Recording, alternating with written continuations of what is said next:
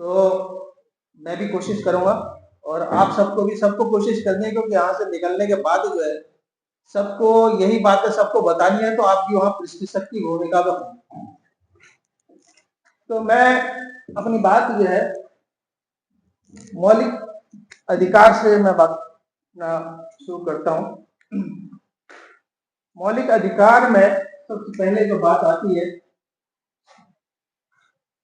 अधिकार।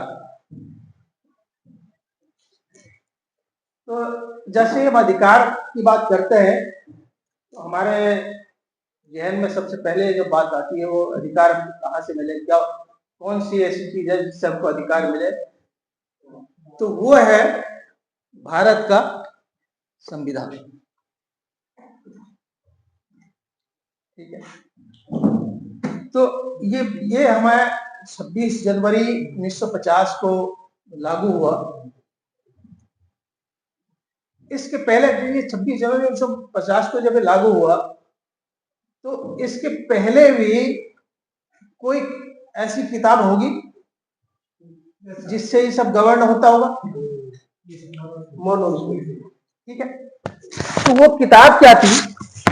वो किताब है ये मनुस्मृति। तो ये मेरी आप सब लोगों से गुजारिश होगी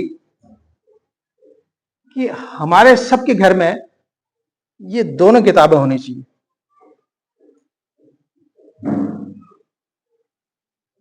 इस किताब से हमको ये पता लगेगा कि हमारे अधिकार क्या क्या है।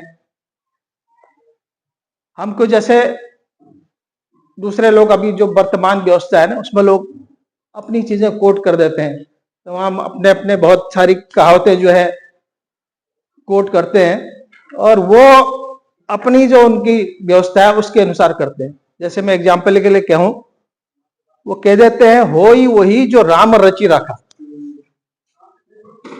मैंने एक बताया, तो आप लोगों के सामने और भी बहुत सारे ऐसे होंगे।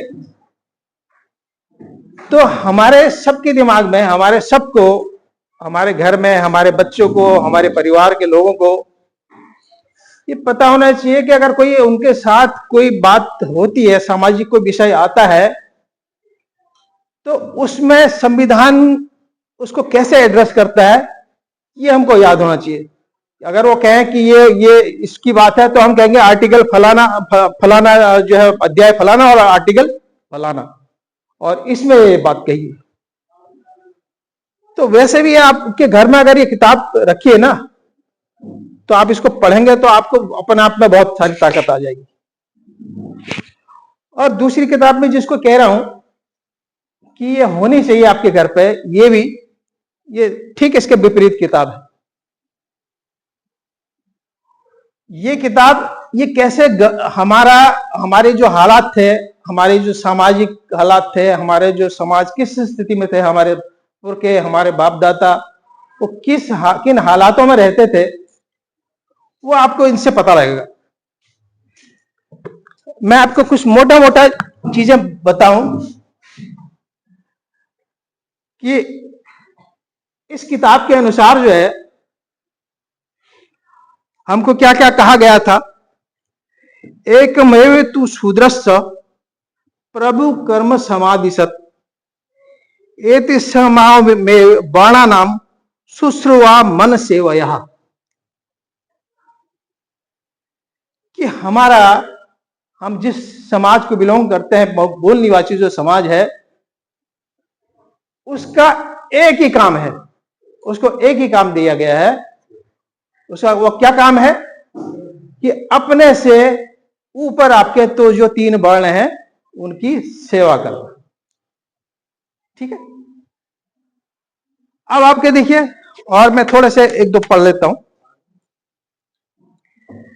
घृतम दुग्धम च तांबूलम, घृतम दुग्धम च तांबूलम श्रेष्ठन्नम तथैश्च शूद्र वर्जित। शूद्र गृहे न वासेत न च शुद्ध जलम पिबेत उच्च स्नाने वर्जित एतेषाम कारणस्तु दुख भवेत। क्या मतलब है, मोटा मोटा समझा देता हूं, मैं संस्कृत तो बहुत अच्छा नहीं जानता, लेकिन मैं बताऊं कि आपके लिए आपको घृतम दुग्धम चांबुलम, मतलब जैसे घी दूध आपके लिए पीने की मनाही है, वर्जित है आपके लिए। अभी मैं परसों अभी हाल में पिछले एक मेरे संज्ञान में आया कि आज के दिन भी एक वहां मोहरी एक जगह है जहां वो अनुज था, क्या नाम, जिसको वहां जला दिया मंदिर में। तो वहां के लोग जो है जानवर पालते हैं, लेकिन वो दूध दही नहीं पी सकते। तो हमने पूछा भाई फिर क्या करते हैं दूध दही का? तो वो उन्होंने बताया कि हम दूध दही वो ऊपर कहीं मंदिर में रख के आते हैं, जगह वहां रख के आते हैं, तो वो सिर्फ गोबर उसका इस्तेमाल करते हैं। मैं मानता हूं कि चोरी छिपे पीते होंगे, गाय पालते हैं तो उसका मतलब, लेकिन आपको अधिकार तो नहीं है ना, जब ऊपर रखने जा रहे हैं तो अधिकार तो नहीं। तो आपको अभी आपने पढ़ा होगा, मैंने अर्जक संघ के कहीं पढ़ा था कि आपने कहीं हमारे मूल निवासी समाज ने कहीं घी का पकवान पका दिया, तो लोग आए, जो सवाण आए और उन्होंने जो है लठ लेके आए और उन्होंने वहां मार पिटाई कर दी। तो ये बहुत ज्यादा पुराने एग्जाम्पल नहीं है। श्रेष्ठ अन्नम मतलब श्रेष्ठ जो अच्छा खाना है वो वर्जित है। शूद्र ग्रह न बासत, घर में भी नहीं रखता, हम घर बना ही नहीं सकते थे, ठीक है, हमको झोपड़ी में रहना होता था। न च शुद्ध जलम पीवेत, हम साफ जल भी नहीं पी सकते थे। जल क्या मतलब, आपने देखा होगा बाबा साहब के जो कहानी पढ़ेंगे, उनका संघर्ष पढ़ेंगे, तो उन्होंने जो 14 तालाब वाला जो ये किया, तो जिसमें कुत्ते बिल्ली तो आपके नहा लेते थे, लेकिन हम उससे पानी नहीं पी सकते थे। और आज भी कम बहुत सारे हमारे आप आबादियों में देखेंगे जो इंटीरियर को है, उनको उस जल से, उस जगह से पानी पीने की इजाजत नहीं है। अभी एक किस्सा, एक कहानी जो है वो उधर की आई थी कि वो एक शायद गढ़वाल की बात है। तो ये कारवां मैगजीन में स्टोरी छपी थी, उसमें तो 2-3 दुकानदार होंगे वहां पे, तो वो वहां पे यात्रा का कोई रूट होगा, तो 2-3 दुकानदार है, एक अपना मूल निवासी समाज का, 2 अलग से। तो उन्होंने उस पर रिस्ट्रिक्शन लगाए थे कि भैया, मतलब एक तो पहले वो जो आने जाने वाले हैं उनको कहते थे भैया ये शेड्यूल कास्ट का ये जो है क्या बोलते थे, हरिजन है, इसके यहाँ मत खाओ। अब आने जाने वाले इतना माइंड नहीं करते, भूखे प्यार उनका, चलो यार अपने घर में कौन पूछता है, अपने घर में अगर मानते भी होंगे तो यहाँ के वो फिर भी उसके कुछ न कुछ बिक्री हो जाती थी। तो वो जो उसके लिए उन्होंने कहा, जो जहां से वो पानी लेते थे, जिस नलके से वो लोग पानी लेते थे, वहां से उसको पानी नहीं लेने देते थे, वो पानी लेके आता था कहीं और से। तो अल्टीमेटली फिर उन्होंने उसकी हत्या कर दी, मार दिया उसको। तो उच्च स्नाने वर्जित है। अभी आप पढ़ेंगे जब मनुष्य इसमें पढ़ेंगे ना, आपको आप ऊंचे स्थान में आपके लिए कुर्सी उर्सी नहीं बनी थी। और आज भी आप देखेंगे कहीं पर, आप पूर्व उत्तर प्रदेश में या इधर कहीं आप हमको ये सुनने को मिलता है कि जैसे ही सवर्ण आता है तो आपको खाट से उठ जाना होता है, ठीक है। तो आप ऊंचे स्थान में भी नहीं बैठ सकते। तो इस एतेषां कारणाम दुख, मतलब ये जो है हमारे लिए, मैं जो है बात कर रहा हूं अधिकार की। अब आप एक और उदाहरण ले लीजिए। सत्यनापि शूद्रेण न कार्यो धन संचय, शूद्राणि धनमा साध्यो ब्राह्मणा नाम बाध्यते बाध्यते। क्या मतलब हुआ इसका कि शूद्रों को धन संचय का अधिकार नहीं है, ठीक है। अब आज की परिस्थितियों में देखते हैं ना कि हमारे पास कुछ क्यों नहीं है, हम इतनी दरिद्रता में क्यों हैं? हमको तो समझा यह दिया गया है कि तुम आपके पूर्व जन्म के कर्म खराब हैं, इसलिए आप दरिद्रता पे। लेकिन असल बात यह है कि हमारा तो ये सब छीन लिया गया और उसके ऊपर से फिर कानून बनाया जाए कि हम धन संचय कर ही नहीं सकते, कोई संपत्ति हमारी हो ही नहीं सकती है, क्योंकि शूद्राणी धन, अगर शूद्र कोई धन का संचय करता है तो ये ब्राह्मणों के लिए बहुत कष्टकारी होता है। तो ये मैंने मतलब कुछ पढ़े, तो ये अब जब आप इस किताब को पढ़ेंगे ना, तो आपके खासकर महिलाएं जो है, मेरी बहनें यहाँ हैं, और आप इस किताब को पढ़ेंगे तो आपके रोंगटे अपना खड़े हो जाएंगे कि हमारे जो पुरखे हैं कैसे जीते, वो कैसे जीते थे, कैसे सरवाइव कर लिया उन्होंने। तो ये सब देख के तो जो एक महापुरुष जो आए, जिन्होंने जो है हमको इस नरक से, इस दलदल से हमको निकाला, अपना सब कुछ कुर्बान कर दिया, वो महापुरुष चाहते हैं तो अपने लिए बहुत कुछ आलीशान जीवन जीते, मतलब वो किसी विदेश में कहीं भी जाके बसते और कहीं भी उनको जो है मतलब हाथों हाथ लिया जाता। वो हो सकता था वो किसी देश के, अब अगर जहां बसते उस देश के जो है कहीं मतलब उच्च पदों में राष्ट्रपति भी हो सकते थे, जैसे बराक ओबामा है। तो उन्होंने ये सब कुछ त्याग दिया। घर में 4-4 बच्चे उनके जो है इलाज के अभाव में खत्म हो गए। 35 साल में पत्नी नहीं रही। उपले थाप के उन्होंने जो है वहां उनको पैसे भिजवाए, बैरिस्ट्री करवाई, और उन्होंने जो है सूखी रोटी खा के अपनी जेब में, मतलब सूखी रोटी खा के वो चोर वो उसको जो छुपा के खाते थे। तो ये सब खैर कहानी आप लोगों ने पढ़ी होगी, मतलब ये इस पे मैं बात नहीं करूंगा। तो ये था संविधान के पहले का विधान। तो इस किताब के बारे में अगर मैं कहूं, किसी शायर ने कहा है, तुम्हारी हर तकलीफों का मुकम्मल जवाब हूं मैं। तुम्हारी हर तकलीफों का मुकम्मल जवाब हूं मैं, कभी वक्त मिले तो पढ़ना भारत का संविधान हूं। तो ये वो किताब है। तो इसमें जो अधिकार की बात है, मूल अधिकार जो है मौलिक अधिकार। तो मैं मोटी मोटी जो बोलचाल की भाषा है, मैं परिभाषा में ये सब चीजों में नहीं जाऊंगा, कोई हमने कोई कहीं एग्जाम नहीं देना है, बस मोटा मोटा ये है कि हमको समझ आ जाए, ठीक है। तो मौलिक अधिकार कौन से अधिकार है? अगर हमारे पास मौलिक अधिकार नहीं होंगे तो समझने के लिए मैं आपको जवाब दूं। जैसे किसी आदमी को अगर जेल हो जाती है ना,